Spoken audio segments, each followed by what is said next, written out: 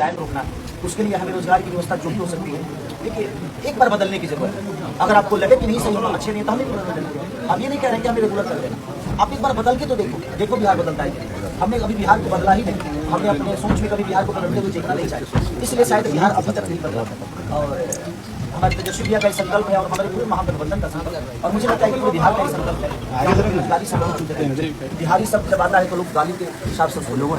हम हर शहर में जाकर मजदूरी करते हैं और हमें दुनिया मजदूर समझती है। अगर हम अपने शहर में अपने घर में मजदूरी करेंगे ना तो हमें लोग मजदूर नहीं, हमें अपने घर के ही लोग हमें मेहनती बोलेंगे।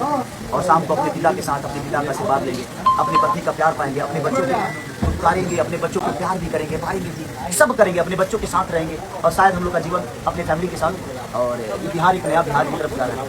और हम लोग प्रयास कर रहे हैं, क्योंकि मैंने अपने जीवन में कोशिश की है और जहाँ मैंने कोशिश की वो हमें आज तक जीता नहीं। तो बस प्रयास है सबका।